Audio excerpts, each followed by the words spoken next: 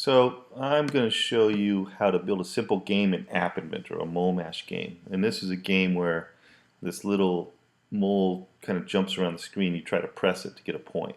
Okay, and we're going to start off by dragging a canvas in. Canvases are the component where animation happens, where drawing happens. So anytime you want to do kind of that kind of stuff, you'll use a canvas. And I'm going to make my canvas, I'm going to make the width fill parent, meaning it's going to go across the whole screen, and the height is going to be 300 pixels.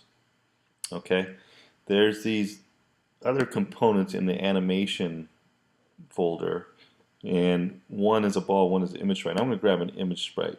These guys only live within canvases. They know how to move around, and they know if they're colliding with things, that sort of thing. So they're great for animation. Okay, I'm going to rename that guy my mole sprite instead of image sprite 1, and that's okay. And in fact, I'm going to give it a picture, and I've already loaded in mole.png, so I'm going to choose that guy. And so now I've got this mole that can be on the screen, and my goal is for him to jump around. Okay, so one thing to know about animation is you kind of need a timer, an alarm clock, which will kind of trigger the activity. So I'm going to drag in a clock component. Notice it goes in the non-visible components. And what it's got is a timer interval. It's almost like I'm going to fire off an alarm every 1,000 milliseconds. So it's in milliseconds. And 1,000 milliseconds, a millisecond is 1/1000. So 1,000 milliseconds is a second. So every second, I'm going to get an event that the clock triggers. Okay?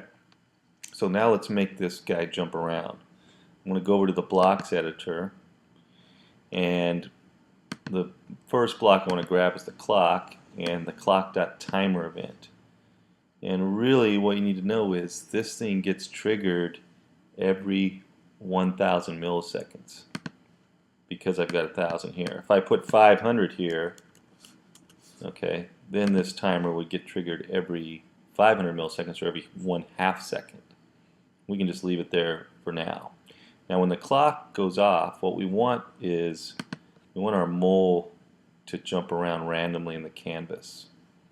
Okay, so what we want to do is we want to change its coordinates. And indeed, we want to change its x coordinate and its y coordinate. There's a couple ways to do it. One is with the function called move to, and we'll start with that one. So I want to move my sprite, and I want to move the x somewhere and the y somewhere, and I want to move it to a random place. Okay, so randomness is fun. It's for games. It's really necessary, of course, but there's a nice function called random integer. Okay, and really we want to move the mole, at least on the x coordinate, side to side. We want to move it between 1 and the width of the screen, pretty much. Okay, so I'm going to just type in a 1, and kind of we want the width of the canvas here. Okay, so I'm going to grab canvas, and I'm going to grab its width property. Okay, and I kind of want to set the x property to that. Okay, I'm going to grab that, copy it, and for the y property of the mole, so the y is the vertical position of the mole. I still want to go from 1, except instead of canvas.width, I want canvas.height. Okay, so that's what I want to do, and this is going to work okay.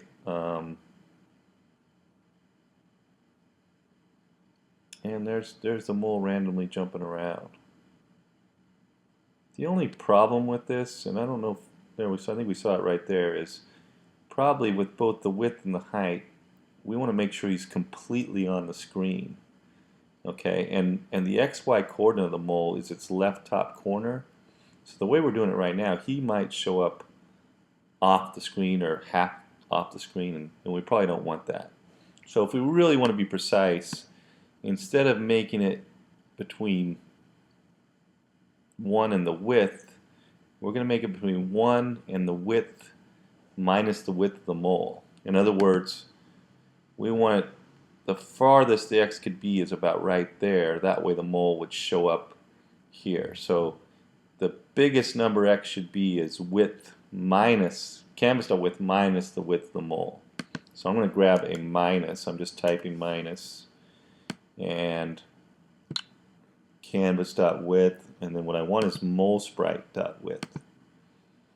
Okay. And he is right here.